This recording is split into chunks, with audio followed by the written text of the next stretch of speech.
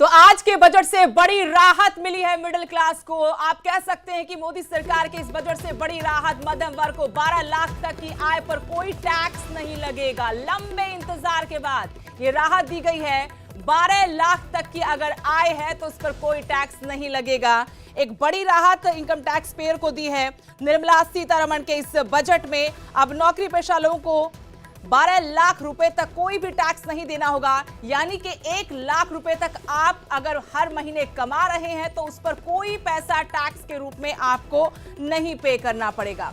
12 लाख तक कमाने वालों के लिए बड़ी राहत है, लेकिन 12 से 16 लाख रुपए तक अगर आय है तो 15% टैक्स आपको देना होगा। 16 से 20 लाख रुपए तक की आमदनी पर 20% टैक्स आपको देना होगा। 20 से 24 लाख तक की कमाई पर 25% टैक्स का भुगतान करना होगा। लेकिन बड़ी राहत है, लंबे इंतजार के बाद 1 लाख तक मासिक आय पर कोई टैक्स नहीं चुकाना होगा।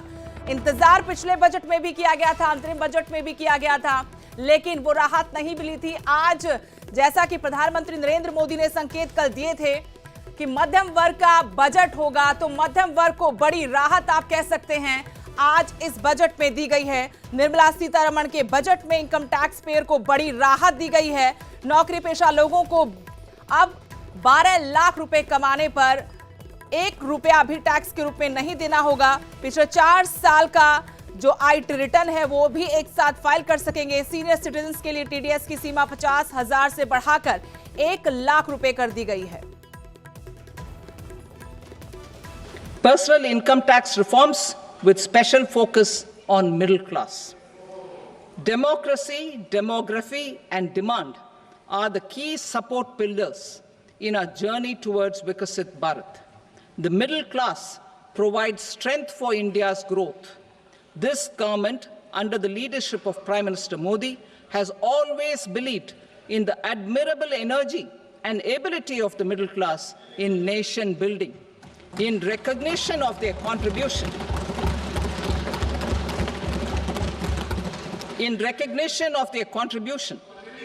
we have periodically reduced their tax burden. Right after 2014, the nil tax slab was raised to 2.5 lakhs of rupees, which was further raised to 5 lakh rupees in 2019 and to 7 lakh rupees in 2023. This is reflective of our government's trust on the middle class taxpayers. I am now happy to announce that there will be no income tax payable up to income of 12 lakh rupees.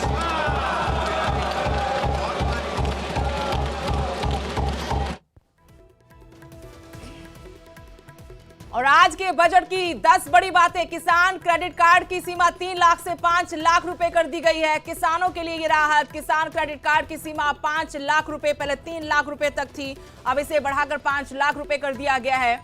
ये पहली राहत, पहली बड़ी बात आज के आम budget की आपको बता रहे हैं। देश के बजट की ये बड़ी बात, किसान क्रेडिट कार्ड की सीमा पहले किसानों के लिए 3 लाख रुपए थी, जिसे 5 लाख कर दिया गया है। मोदी सरकार 3.2 का ये पहला पूर्ण बजट है।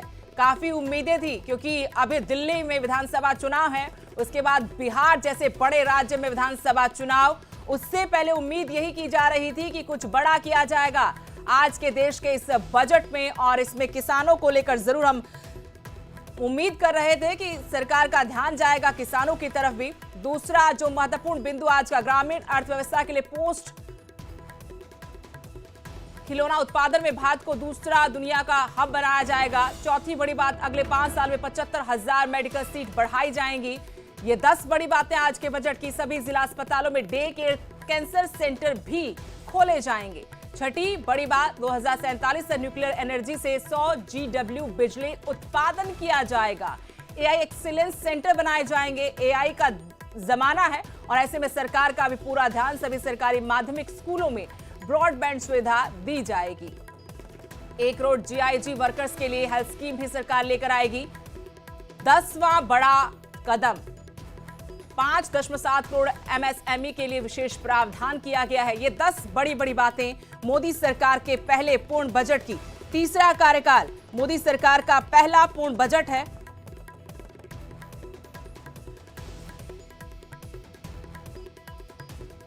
तो मध्यम वर्ग को तो बड़ी राहत दी है, लेकिन शुरुआत हम करेंगे किसानों के साथ, क्योंकि उम्मीदें बहुत थी। पंजाब में किसान विरोध प्रदर्शन कर रहे हैं एक साल से, करीब करीब एक साल का वक्त हो गया है। 13 फरवरी से उन्होंने आंदोलन की शुरुआत की थी। इस वक्त हमारे साथ स्टूडियो में मौजूद हैं किसान नेता संजीव बालियान जी। सबसे पहले तो बहुत बहुत स्वागत है सर आपका। आज का बजट पेश हो गया है, देश का बजट पेश हो गया है। आपको जो उम्मीदें थी किसान वर्ग के लिए, क्या उन उम्मीदों पर यह बजट खरा उतरा है? जी नहीं, किसानों को तो बहुत उम्मीदें थी, बहुत उम्मीद लगा करके किसान बैठा हुआ था। लेकिन सरकार ने सिर्फ कर्जा लेने की तो नीति बनाई है कि कर्जा ले सकते हैं, कर्जा बढ़ा दिया है, लेकिन किसानों के पक्ष में कोई भी मामला इसमें नहीं आया। क्योंकि किसानों को बहुत सारी उम्मीद थी कि उसका जो कर्ज है वो कर्ज माफ़ हो जाए। किसान को ये था कि उसकी फसल के दाम मिल जाए। किसान को ये उम्मीद थी कि उसको आगे बढ़ने के लिए उसकी बिजली को माफ़ किया जाए, बिजली फ्री दी जाए, उसकी जो दवाइयाँ हैं, खाद है, बीज है, उस पर टैक्स कम किया जाए, उसको सस्ते में मुहैया कराया जाए। लेकिन सरकार ने ऐसा कुछ भी नहीं किया। किसान पूरी तरह से हताश और निराश है। सरकार से जो उम्मीद लगा के बैठा था, सरकार ने किसानों के सपने को दोबारा से चूर चूर कर दिया। लेकिन सरकार कह रही कि छोटे किसानों को लाभ पहुंचाने के लिए चाहे मैसूर की पैदावार हो या कपास की पैदावार हो, उसको बढ़ाने पर जोर दिया जाएगा। तो जो छोटे किसानों का सबसे बड़ा मसला रहता है इस देश में, किसी भी राज्य में हम जाएंगे तो उसके लिए आपको नहीं लग रहा कि सरकार ये कदम उठा रही है? नहीं, जो ये आज बजट पेश हुआ ये एक चुनावी एजेंडा है। क्योंकि इन्होंने जहां पे कपास की खेती के बारे में कहा और इन्होंने यूरिया का प्लांट लगाने के लिए बताया और इन्होंने जो मत्स्य को बढ़ावा देने के लिए बताया, सारी चीज़, और मखाने के लिए जो इन्होंने अपना आयोग बनाया है, वो सारे वहाँ पर चुनाव है उसकी प्रक्रिया को देखते हैं इन्होंने बजट पेश किया है। और जो ये इनकम टैक्स में भी छूट दी है, ये दिल्ली के चुनाव को देखते हुए इन्होंने ये काम किया है। क्योंकि आज के समय किसान के बारे में कोई सोच ही नहीं रहा है। और सरकार, जो उम्मीद किसान को सरकार से थी, सरकार ने उसका 1% भी नहीं दिया। किसान 100% उम्मीद लगाए बैठा था इस बार, लेकिन किसान को बहुत निराश किया सरकार ने इस बार। बिहार में जो मखाना बोर्ड बनाने का ऐलान किया गया है, उसको आप कैसे देखते हैं? हालांकि चुनावी आपने कहा कि वो किया है, लेकिन आप उसको कैसे देखते हैं? चुनावी एजेंडा है, किसानों से संबंधित नहीं है, किसान किसी भी राज्य के क्यों ना हो, चुनावी एजेंडा है। हम तो ये कह रहे हैं जो पश्चिमी उत्तर प्रदेश का भी किसान है उसके लिए क्यों कुछ नहीं किया?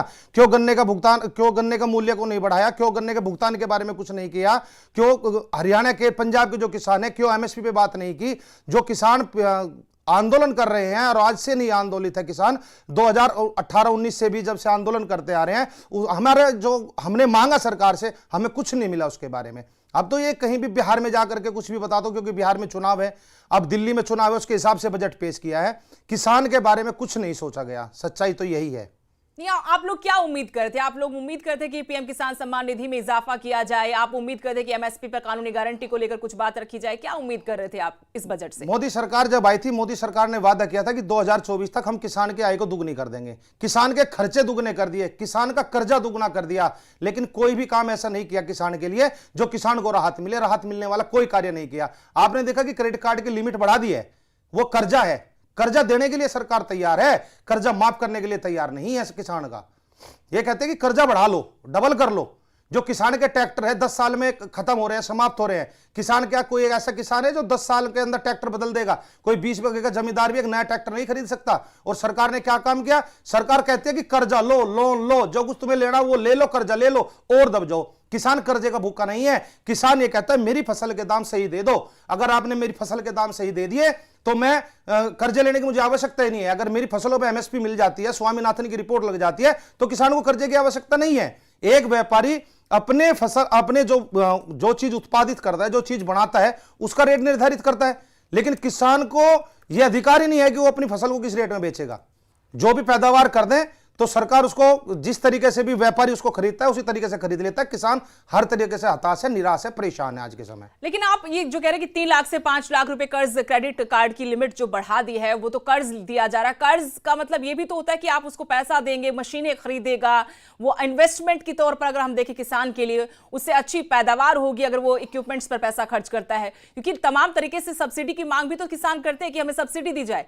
तो क्रेडिट कार्ड की अगर लिमिट बढ़ा दी तो आप इसको किसानों के हक में क्यों नहीं देख पा रहे? मैं वो समझना चाहती हूं आपसे। बात यह है, देखिए कि जो कर्ज है, कर्ज बढ़ा रहे हैं कि कर्जा ले लो। अब बच्चों की जो एजुकेशन दे रहा है, जो उस पर भी टैक्स भर रहा है किसान, ट्रैक्टर ले रहा है उस पर भी टैक्स भर रहा है, अपने साधन ले रहा है उस पर भी टैक्स भर रहा है, बीज ले रहा है उस पर भी टैक्स दे रहा है, खाद ले रहा है उस पर भी दे रहा है, अगर तेल डलवा करके ला रहा है उस पर भी टैक्स दे रहा है। किसान जाएगा कहां? किसान हर जगह टैक्स भर रहा है और कहते हैं कि किसान को टैक्स नहीं देना कहीं पे भी।